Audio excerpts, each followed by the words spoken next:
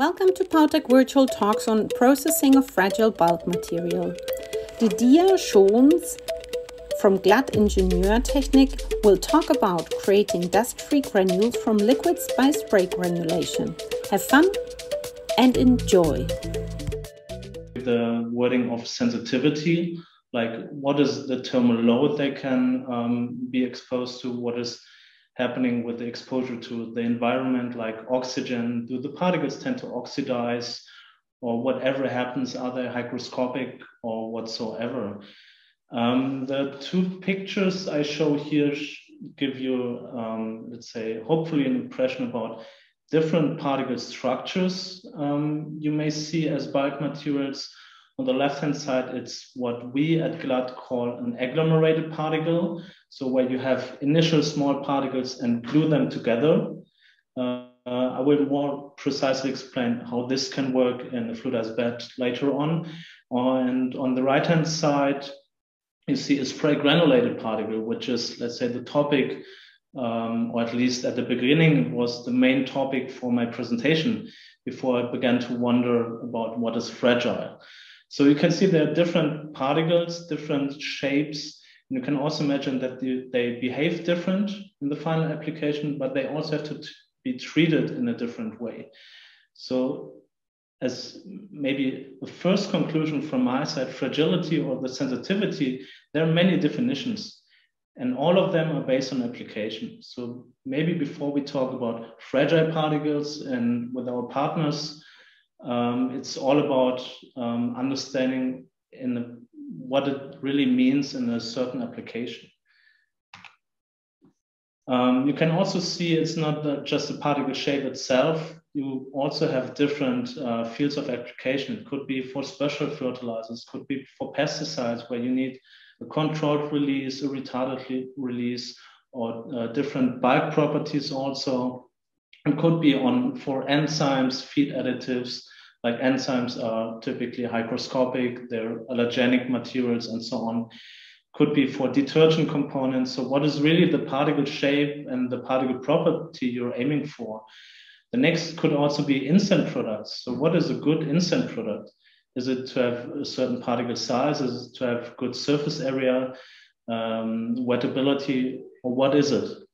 And again, it's the same question for different technical salts, but also for flavors, where you want to go from liquid form maybe to a powdered bulk material form, which helps you then to process different materials in a downstream process where you mix some ingredients all together.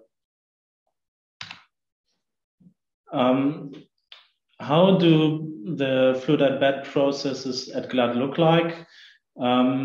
So I would like to highlight here two of them in this presentation. First of all, it's the spray granulation, where we start from only a liquid phase. So you don't have any particles at the beginning, and you start creating your particles to well-defined particle sizes and also properties. Then the second step, which is not mentioned in the title of this presentation, is the pre-agglomeration, because there we more often talk about fragile particles. And the spray coating, spray encapsulation here, I don't go too much into detail in this short presentation. Spray granulation of liquids, how does it really look like? So as I said, you start with a solution. It could be like in the example, leucine. You have it in a liquid form or calcium chloride. You start spraying this solution and evaporate the solvent. So while you're evaporating the solvent, you're creating a solidified particle. And then it's up to you and also up to the final application and decide properties you're looking for to say, okay, what's the optimum particle size you would like to achieve? If the first particle which is created in the fluidized bed is still too small, you just maintain it and keep it in the fluidized bed and you spray some more liquid on top. This is what we then call the onion structure, where you put layer by layer to create the right particle size. And by maintaining the process conditions, you can also then work on the humidity, on the surface structure, and so on. A fluidized bed itself, how does it look like in principle? Here I highlight a rectangular shaped fluidized bed, which would run in continuous mode. So you have the product inlet, which is for the powder feeding. You have a bottom plate where your inlet air goes through and is well distributed to fluidize the particles. You have in this picture top spray nozzles, which can also be in a bottom spray configuration. And you have internal filters to keep the dust, which may be created during the process, in the process itself. The dust is then used as seed material to grow up the particles to the right size. I also have a video here to show the principle. So you may have wondered why we have a feed inlet here, although I said we don't need particles at the beginning as we spray directly from liquid. This should be explained hopefully good here in this video. So you start with your process air, which is typically heated to evaporate the solvent. Then you start spraying in the different chambers. There could also be more than 4 chambers. You create the particles, and by maintaining the residence time, the spray rate, and so on, you may have already a good particle size distribution at the discharge. In this video, we don't spray in the last chamber. This is also an option that can be chosen to get to the right moisture content before discharging the particles. And the reason why we have a feed inlet here is you have a distribution of the particle size, which may not be perfect for your bulk material. So we typically work with sieving decks or with other technologies. So the oversized materials are crushed. The undersized are also fed back to the plant together with the crushed oversized material, which are then kept in the process so you don't lose any material. And these feed material is then used as a seed to create the in-spec product. When we talk about fragile products, how the material is discharged, how the material is treated, how the material is transported is also part of the entire plant design. So it's not just having the fluidized bed in a good operating condition, it's also all the auxiliary equipment which we have to take care of.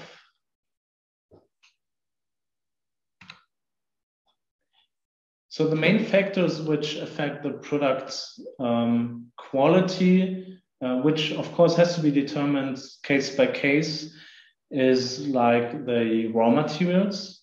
So how do the raw materials look like? What solvent do you use? Do you have any binders? Because also talking about fragile particles, when you have the right binder, maybe also the right moisture content in the product, you may have more stable products which are less abrasive.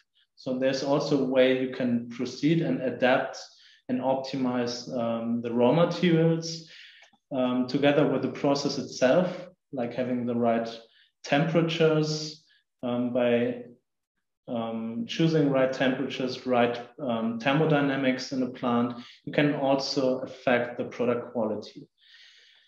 Another point is the equipment itself. There are different shapes, there are different ways to process. As I said, you can have the top spray, bottom spray. You can use internal or external filter systems, different bottom plates, but also, again, the way you discharge or you charge the particles to, so the final particles to the plant or from the plant to the downstream processing.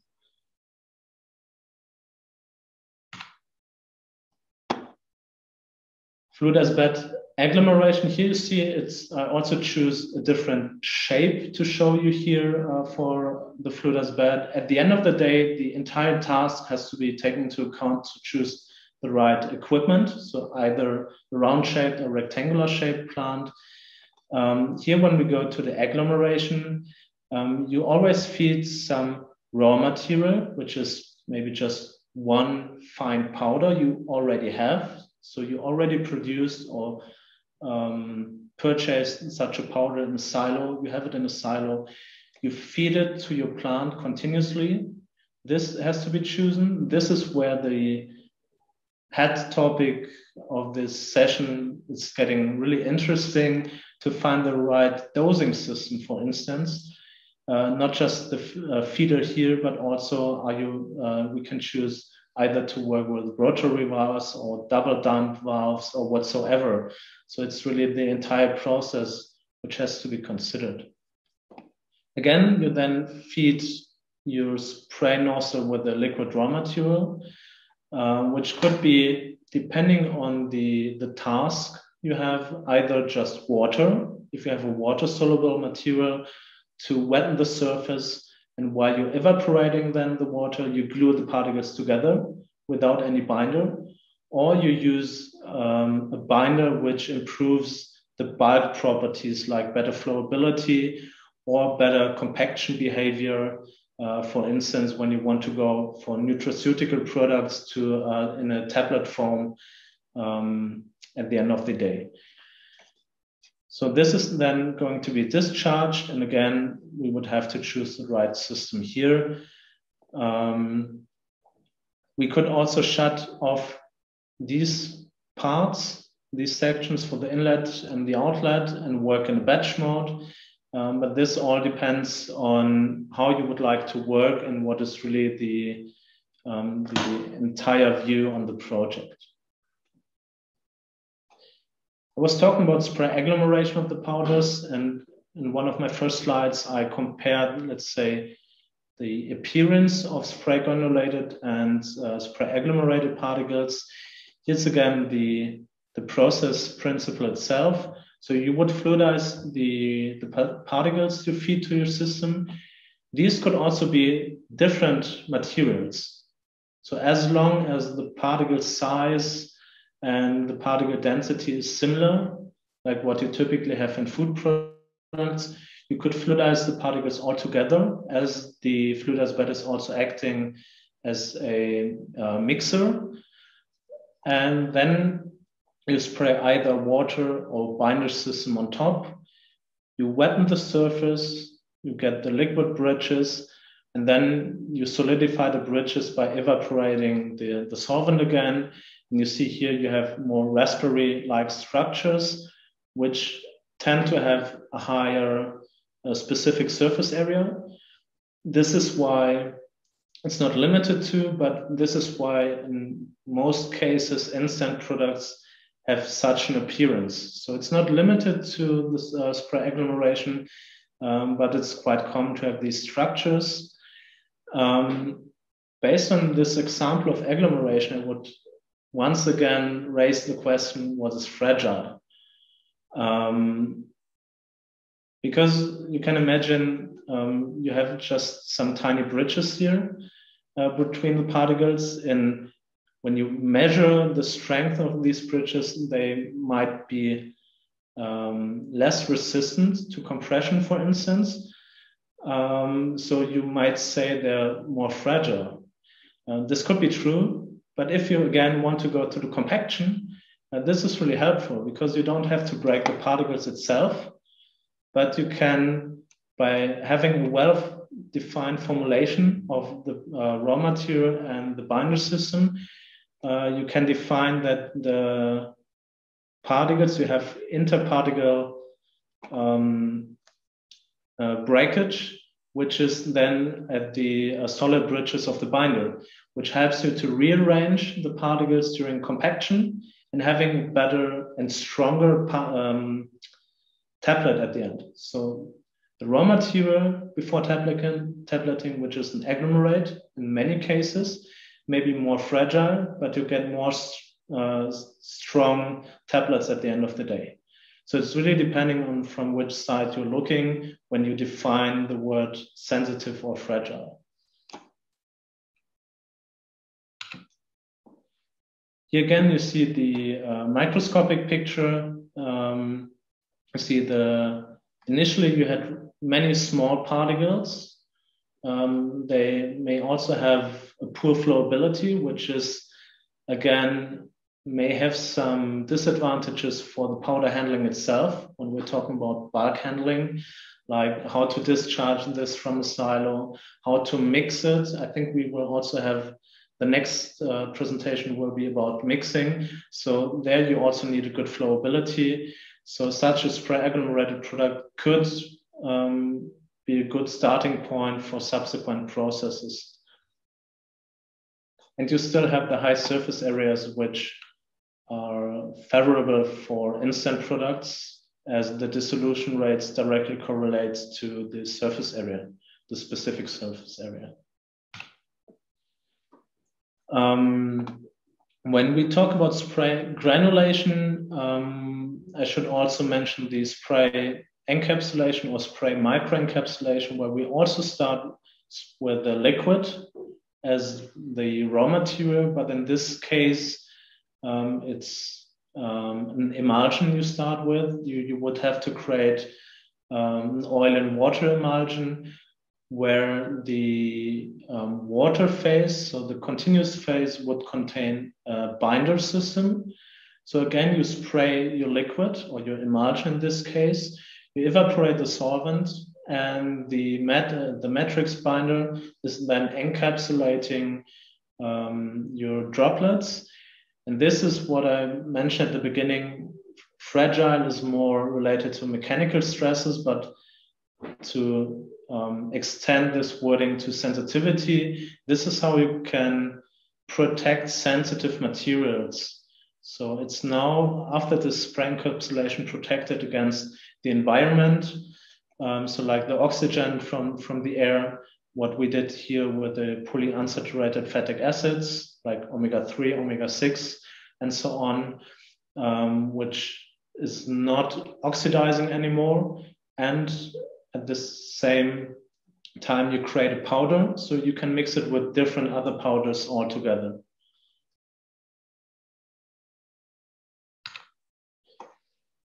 I was told that this is a forum to start discussions and that I should not do a sales talk about it, but I can't hold back to at least give you an overview about the range of products and services Glatt is providing.